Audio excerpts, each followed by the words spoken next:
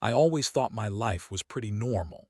I had a decent job, a cozy apartment in downtown Seattle, and a wife who I believed was my partner for life.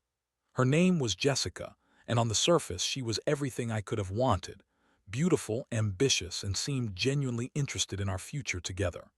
We had been married for 3 years, and though there were ups and downs like any relationship, I was convinced we were doing okay, until it all came crashing down. It started with subtle changes. Jessica became increasingly distant. I used to know her schedule like the back of my hand, but suddenly her evenings were filled with workouts at the gym that went longer than usual. I didn't think much of it at first. I mean, who doesn't want to get in shape? I even cheered her on and encouraged her to stick with it. I made a point to tell her how great she looked after a workout, hoping it would motivate her even more.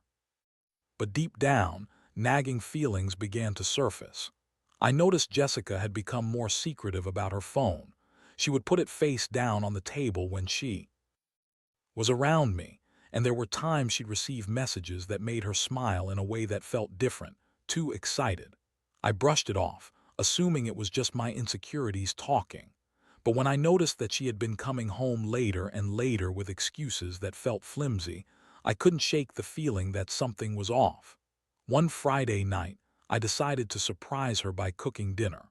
I wanted to do something special because I felt like we were drifting apart. When I called her to ask when she'd be home, she told me she was finishing up at the gym. I waited for 2 hours, the food getting cold, and finally I gave up and decided to check the gym's website. To my surprise, I saw that the gym was closing earlier than she claimed. My heart sank. The next day, I decided to do some digging. I asked around discreetly, and one of Jessica's friends let something slip. Apparently, Jessica had been spending a lot of time with a fitness coach named Mark. My blood ran cold.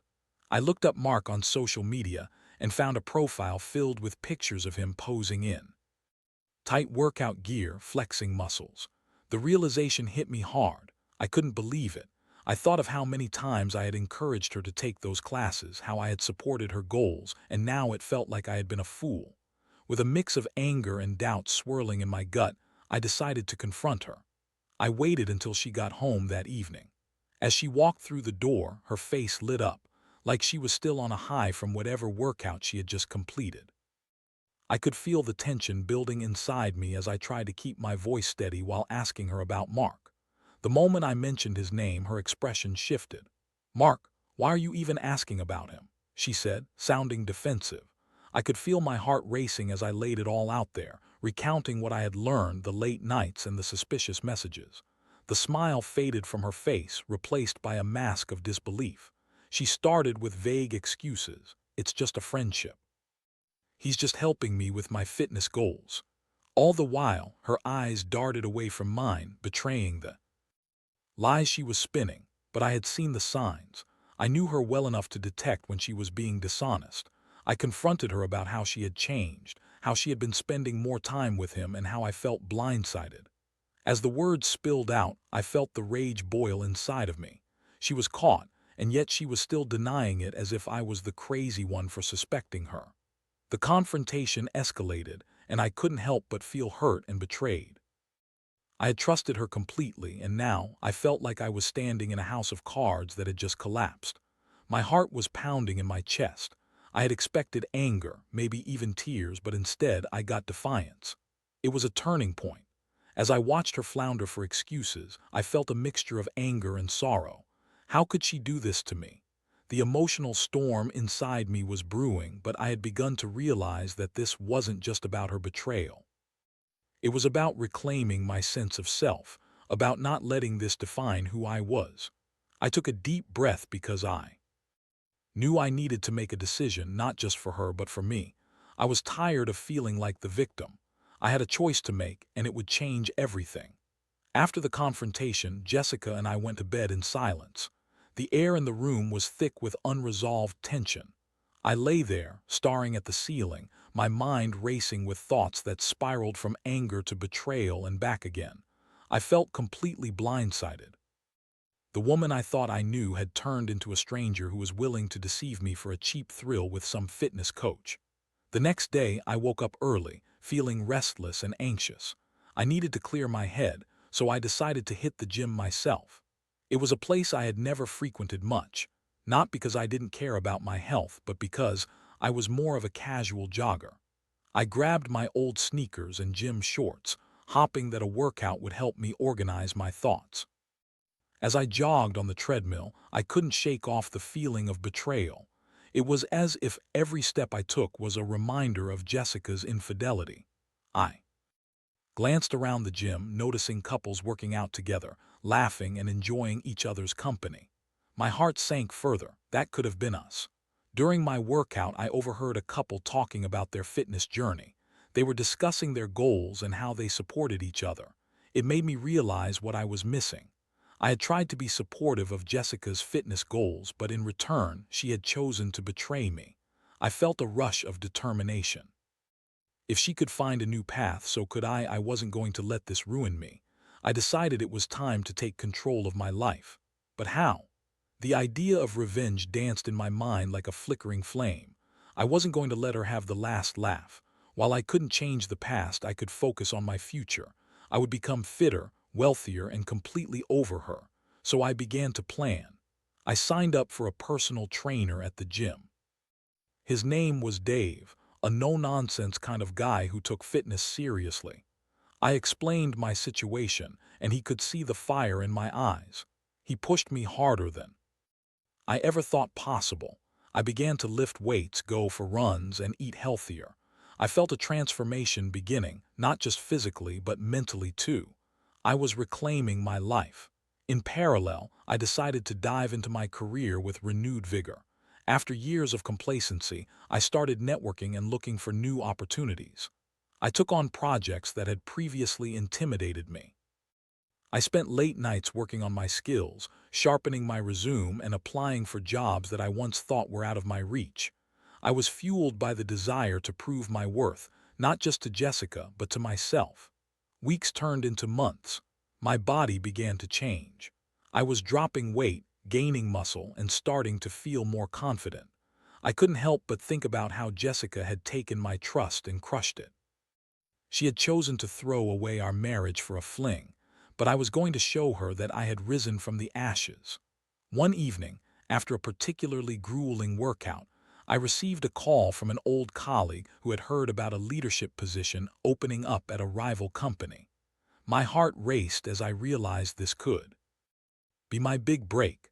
I spent the next few weeks preparing for the interview, putting everything I had learned into practice. During this time, I also started to detach emotionally from Jessica. I focused on myself, my fitness, and my career goals. Whenever she would try to reach out or talk about us, I kept my distance. I felt like I was in a fog of clarity. It was bizarre how much clearer my head was without the constant weight of her lies hanging over me. Despite my efforts to move on, there were moments of weakness. I'd see a couple at a restaurant or hear a song that reminded me of her, and the pain would seep back in, but I pushed through it. I was determined to not let her betrayal define my future. As my career began to take off, I had to confront Jessica about the financial aspects of our separation.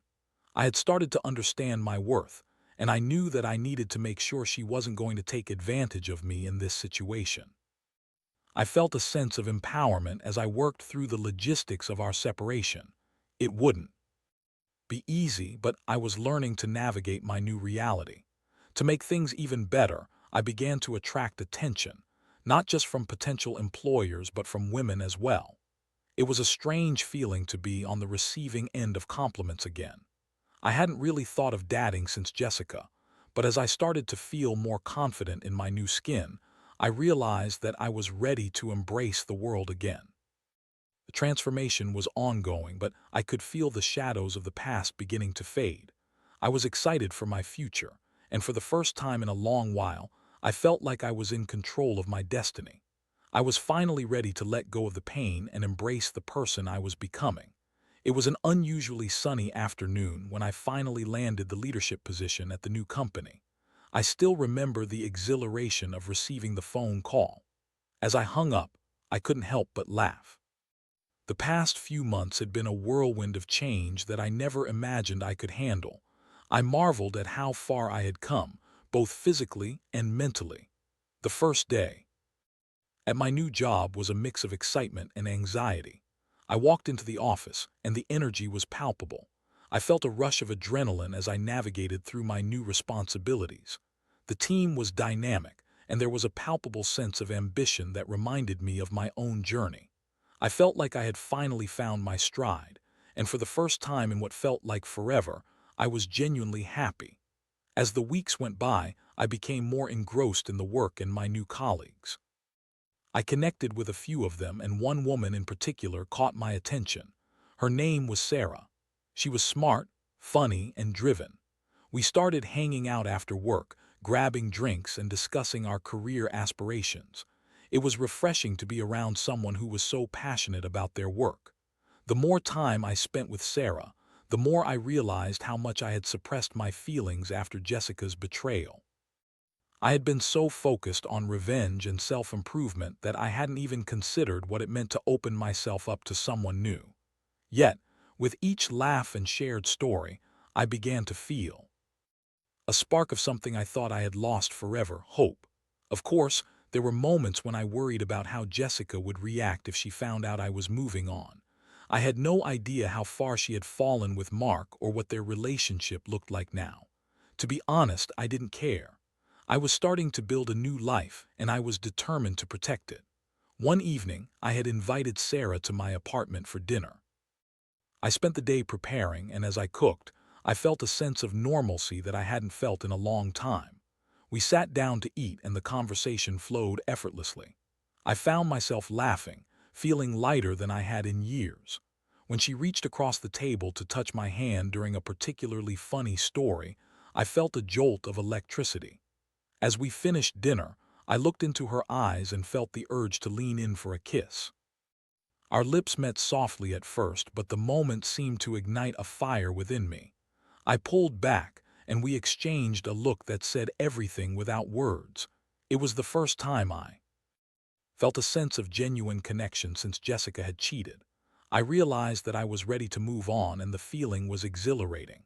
That night I fell asleep with a smile on my face, dreaming of new possibilities. I had finally broken free from the chains Jessica had wrapped around my heart. But just as I was starting to enjoy my new life, Jessica made her reappearance. It was unexpected, and it threw me for a loop. I was at work when I received a text from an unknown number. "Can we talk? It's important." I immediately recognized Jessica's writing style. It was the kind of vague message she often used to bait me into responding. My heart raced as I debated what to do. Part of me wanted to ignore it completely, to let the past stay buried, but the other part was curious. What could be so important? After a bit of back and forth in my mind, I decided to respond. "What's it about?" Her reply came almost instantly. "I need to see you. Can we meet up tonight?" I felt a mix of emotions wash over me: anger, curiosity, and a hint of anxiety. What did she want? Did she want to tell me she was sorry, or did she want to try to worm her way back into my life? I agreed to meet her, but I made it clear that I wouldn't tolerate any more lies. I wanted to hear what she had to say, but I wouldn't allow myself to be drawn back into her web of deceit. That evening, I met Jessica at a coffee shop we used to frequent. As I walked in, I felt a rush of memories, good and bad. She was already seated at a table, her expression unreadable. I took a deep breath before approaching her, determined to keep my emotions in check. "Thanks for meeting me," she said, her voice lacking the usual confidence. "I know things ended badly between us, but I've been doing a lot of thinking."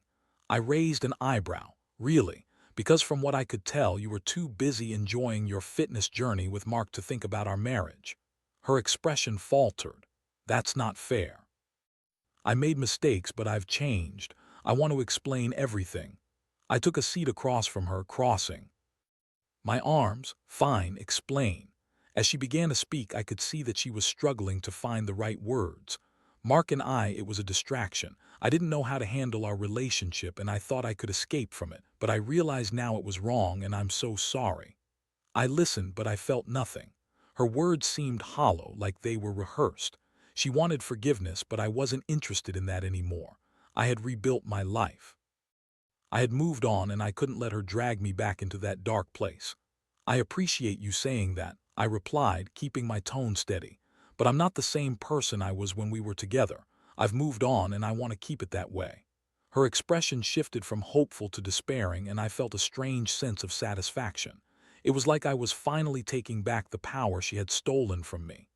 "I can't believe this is how it ends," she said, her voice trembling. "It's how it has to end. I deserve better than what you gave me." I stood up, ready to walk away. But just before I left, I added, "I hope you find what you're looking for, but I won't be a part of it."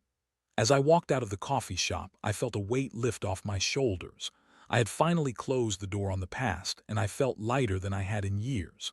I was ready to embrace my new life with Sarah, my career, and the person I was becoming. No more looking back. It was time to forge ahead. It felt surreal to finally close the chapter on my relationship with Jessica. The coffee shop confrontation had been an emotional roller coaster, but walking away was liberating. I felt like I had emerged from a dark tunnel into the light, and I was ready to take on whatever came next. The following weeks were a whirlwind of excitement and progress. My relationship with Sarah blossomed. Our connection grew deeper with each passing day. We spent weekends hiking, cooking together, and delving into each other's lives. It felt good to share laughter and support once again. I began to feel that spark of hope, a feeling I had thought I had lost forever. Meanwhile, my career continued to skyrocket. With my new position, I was taking on projects that challenged me and pushed me to think creatively. I had even started mentoring new employees, something I had never considered doing before. I felt accomplished and respected, and my confidence was soaring. Each success fueled my ambition, and I was proud of the man I was becoming. But one night, as I was preparing to go out with Sarah, I received an unexpected text that would shake my newfound stability. It was from Jessica. "Can we talk again? I really need your help." I froze, staring at the message. Part of me instinctively wanted to ignore it. I had made it clear during our last conversation that I was done with her, yet another part of me felt an unsettling sense of obligation. I had spent years in that relationship, and I worried about what might have changed in her life. After debating with myself for a while, I decided to respond. "What do you need?" I was met with a quick reply. "I need someone to talk to. It's important. Can we meet tonight?" Against my better judgment, I agreed. I told Sarah I had something to take care of, and she was understanding, though I could sense the disappointment in her voice. I assured her it wouldn't take long, but deep down, I feared I wouldn't be able to avoid getting sucked back into Jessica's world. That evening, I met Jessica at a different coffee shop, a neutral ground, far from the memories of our past. As I approached her, I noticed that she looked different. Her face was drawn and tired, and it was evident that she had been going through something. "Thanks for meeting me," she said, her voice barely above a whisper. "I know I don't deserve it, but I really need your help." "What's going on?" I asked, trying to remain calm. I had to keep my guard up. "I've been seeing a therapist since we last spoke," she began, fidgeting with her hands. "I've realized how deeply I've hurt you, and I'm trying to understand my own behavior. But I've also found out that Mark isn't who I thought he was." I raised an eyebrow, intrigued yet skeptical. "What do you mean?" She hesitated before continuing. "He's not just a fitness coach. He has a reputation for playing with women's emotions and moving on to the next without a second thought. I've been feeling used, and I don't really know what to do." I felt a flicker of satisfaction but quickly quelled it. "That's unfortunate, but it's not my responsibility to fix your problems, Jessica. I understand that, but I'm not asking for you to fix me. I just need someone to talk to, and you're the only person I trust. Can you help me understand how to deal with this?"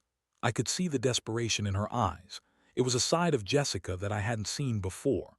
The transformation she claimed to have experienced felt genuine, but the scars of betrayal ran deep, and I wasn't sure if I could trust her again. After a long pause, I decided to give her a chance, just one. "I'll listen, but this doesn't mean we're going back to what we had. I'm not going to be your crutch." Her shoulders relaxed as she nodded, grateful for the opening. "Thank you. I just need to figure out what I want and how to move forward." We spent the next hour discussing her feelings, her regrets, and the lessons she was learning from therapy. I listened as she opened up about her insecurities and the reasons behind her infidelity. It was hard to hear, knowing how much pain she had caused me, but I also knew that this was part of her journey. When the conversation finally began to wind down, I felt a mix of empathy and resolve. I wasn't sure if she was truly redeemable, but I could see that she was trying to change. I had to remind myself that her journey wasn't mine. I was no longer responsible for her happiness. Before we parted ways, I laid it all out one last time. I hope you find what you're looking for, Jessica, but don't expect me to be a part of it. I'm moving forward with my life, and I hope you can do the same. As I walked away from that coffee shop, I realized that I had finally broken free. I had stood my ground, and I was no longer the man who would let someone else dictate his happiness. Jessica's struggles were her own, and I was going to let her pull me back into her chaos. Returning home, I felt an overwhelming sense of relief. I grabbed my phone and texted Sarah, letting her know that I would be a little late. The moment I saw her, I felt the warmth of our connection reignite. She welcomed me with a smile, and I could see the concern in her eyes. I filled her in on the meeting with Jessica, and instead of judgment, she offered support. "It sounds like she's trying to work on herself," Sarah said thoughtfully. "But you deserve to be with someone who values you." "I know," I replied, feeling grateful for her understanding. "And I'm ready to keep moving forward." With each passing day, my resolve grew stronger. I was more determined than ever to focus on my future, my career, and the relationship I was building with Sarah. I could finally see the light at the end of the tunnel, and it was nothing short of exhilarating. Little did I know, however, that Jessica's story wasn't over yet, and her actions would soon come back to haunt both of us. The following weeks unfolded like a dream. My relationship with Sarah deepened, and I felt as if I was finally living the life I had always wanted. We went on weekend trips, explored new restaurants, and spent countless evenings discussing our goals and dreams. Sarah inspired me in ways I hadn't anticipated, pushing me to reach higher in my career and reminding me that I deserved happiness. At work, I was thriving. I had taken on challenging projects that showcased my leadership abilities, and my team had begun to recognize me as a reliable mentor. I felt a sense of fulfillment I hadn't experienced in years, and every success brought me a step closer to the life I envisioned. But as my world was filled with positivity, Jessica's presence lingered in the background, a reminder of the chaos I had left behind.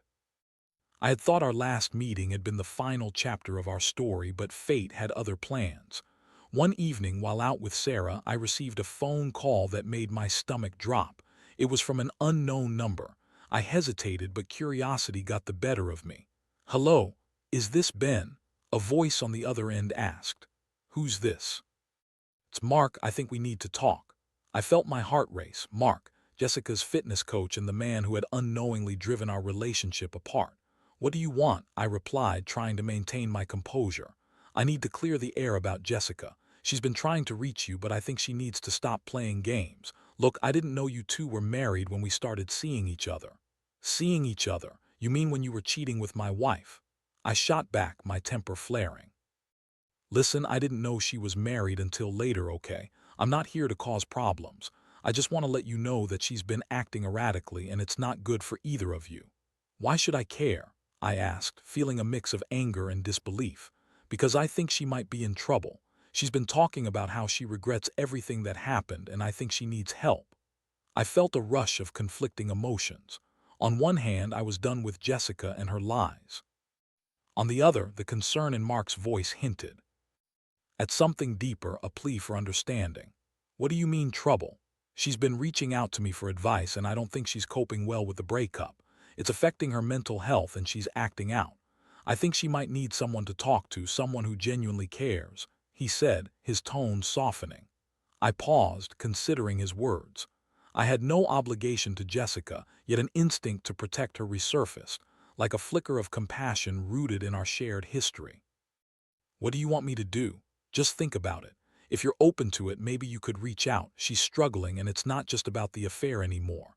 I know I don't have the right to ask you for anything, but I just wanted you to know." I hung up, heart pounding. I glanced at Sarah, who was deep in conversation with a friend across the table, unaware of the turmoil within me. I didn't want to drag her into this. I didn't want to go back to that life. But the thought of Jessica suffering alone gnawed at me. After some contemplation, I decided to text Jessica. I heard, "From Mark, we need to talk." The text felt heavy, but I needed closure, if not for her, then for myself. It wasn't long before she replied, "Can we meet tomorrow? I really need to talk." The next evening, I found myself once again in the familiar coffee shop. Jessica was already seated, her expression a mixture of anxiety and vulnerability. She looked different, more haggard than before, and it was clear that the weight of her choices had taken a toll on her. "Thank you for coming," she said, her voice shaky. I took a seat and studied her. "What's going on, Jessica?" "I've been struggling," she admitted, tears welling in her eyes. "I thought I could handle everything after you left, but I was wrong. I can't sleep, I can't focus at work. I've been seeing a therapist, but I don't know how to make sense of it all." I felt a part of me softening as I listened. "You need to take responsibility for your actions. You hurt me and you made choices that affected us both." "I know," she said, her voice breaking. "I'm so sorry for everything. I took your trust for granted and I'm trying to fix myself, but I feel lost. I didn't expect to lose you and everything we had. It's like I'm drowning." Her vulnerability struck a chord within me. I had spent so long building a wall around my emotions, and seeing her like this made me realize something important. I wasn't entirely free from the past. I could still feel empathy for her despite everything. "Jessica," I started, gathering my thoughts. "I can't fix you and I won't be your crutch. You have to do this for yourself, but I will say that it feels like you're genuinely trying to change, and that's a good step." "I wish I could go back in time and do things differently," she said, wiping her tears. "I just want to feel at peace again." "Then you need to focus on your healing. It's not on me to help you find that. I have my own life now and I'm moving forward," I told her, trying to be firm yet sensitive. She nodded, her face filled with resignation. "I understand. I just didn't want to lose you without saying how deeply sorry I am. You deserve happiness." "You're right, I do," I replied, feeling a sense of closure settling over me. "And I hope you find yours too, just not with me." As we parted ways, I felt an unexpected sense of relief. I had approached this meeting with an open heart, and while I wouldn't let Jessica back into my life, I recognized the importance of letting go of the hurt. My life with Sarah was blossoming, and I was ready to continue down that path. That night, I called Sarah to fill her in on the meeting. Instead of judgment, she offered understanding.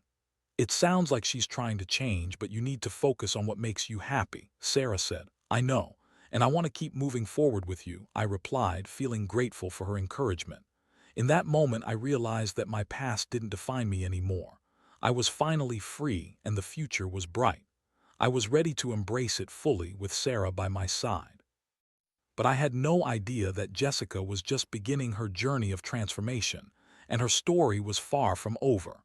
The days that followed my conversation with Jessica were filled with a new sense of purpose. It was as if I had finally drawn a line in the sand, a clear separation from the chaos of my past. I was ready to invest fully in my relationship with Sarah, my career, and the positive changes I had embraced. As Sarah and I grew closer, our bond deepened. We began talking about our future together, about where we saw ourselves in a year, 5 years, and even beyond. It felt incredible to dream again, to envision a life built on trust and mutual support. I started to see all the possibilities that lay ahead, and it was liberating. But just as I was settling into this new chapter, life threw me another curveball. One afternoon, as I was at work, I received a text from Sarah that sent my heart racing. "We need to talk. Can you meet me after work?" Panic surged through me. Had something happened? Did she want to break up? I pushed through my workday, my mind racing with scenarios until the clock finally struck 5. I rushed to the coffee shop where we often met, my heart pounding with anxiety. When I arrived, Sarah was already sitting at our usual table.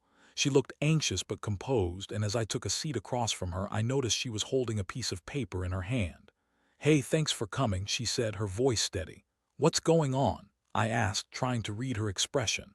She took a deep breath, her gaze steady. "I've been thinking a lot about us, and I wanted to talk about something important." I nodded, encouraging her to continue. Okay, what is it? She unfolded the paper and laid it on the table. This is a flyer for a wellness retreat. It's focused on personal growth and healing, and I think it could be really beneficial for both of us. It's happening next month, and I want to go together. My heart sank a bit. While I appreciated the idea, it felt like we were treading into territory that I wasn't sure I was ready for. Sarah, I'm not sure if I need to go to a retreat right now. I've been working hard to move on from my past, and I feel like I'm finally in a good place. I know, she replied gently, but that's exactly why I think it could be helpful. It's not just about healing from the past, it's about building a stronger future together. We can grow as individuals but also as a couple. I want to strengthen our connection. I considered her words. She was right. We had both faced struggles in our past relationships, and if we wanted to build a solid foundation, it was worth exploring. Okay, I said slowly, I'm willing to give it a shot. If you think it's important for us, I'll go. A smile broke across her face, and I couldn't help but feel a sense of relief. We spent the rest of the evening discussing the retreat, and I could sense her excitement. It felt like a new adventure, one that would allow us to deepen our bond and grow together. As the retreat approached, I felt a mix of anticipation and anxiety. The weekend would involve workshops, group activities, and discussions about emotional healing and growth. I had never participated in anything like this before, but I trusted Sarah and her intentions. When the weekend finally arrived, we drove to the retreat center, nestled in the mountains. The scenery was breathtaking and the air felt fresh and invigorating. I realized that I needed this experience, an opportunity to reflect and connect with Sarah on a deeper level. The retreat was intense yet fulfilling. We participated in group sessions, and I found myself surprised by how much I learned about not only myself but also about Sarah. We shared our pasts, our fears, and our hopes. I watched as she opened up about her own struggles, revealing vulnerabilities I hadn't known existed. It brought us even closer together, and I felt a renewed sense of commitment to our relationship. On the final night of the retreat, as we sat by a bonfire with the group, I looked around at the faces of people who had shared their stories and experiences. We were all there to heal, to grow, and to connect. It struck me how much I had transformed since my life with Jessica. I realized I had come full circle, not just in terms of moving on but also in embracing the lessons I had learned. Later that night, Sarah and I took a walk outside, the stars shining brightly overhead. As we strolled hand in hand, I felt a wave of gratitude wash over me. I'm really glad we did this, I said, squeezing her hand gently. Me too, she replied, looking up at the stars. I feel like we're stronger together and I can't wait to see where this journey takes us. I smiled, feeling a sense of peace that I hadn't felt in a long time. I'm excited for our future, I said, knowing that no matter what challenges lay ahead, we would face them together. As we returned to the fire, I glanced back at the retreat center, feeling a sense of closure with my past. I had faced my demons, learned to forgive, and rediscovered my strength. I knew that Jessica's journey was her own, but I was finally free to pursue the life and love I deserved. In that moment, I embraced the present, ready to step into the future with hope, confidence, and a new understanding of love. I had transformed my pain into purpose, and I was grateful for every step that had brought me to this place. Life was unfolding beautifully, and for the first time in a long time, I felt genuinely happy. I was ready for whatever came next, and I was determined to make the most of it.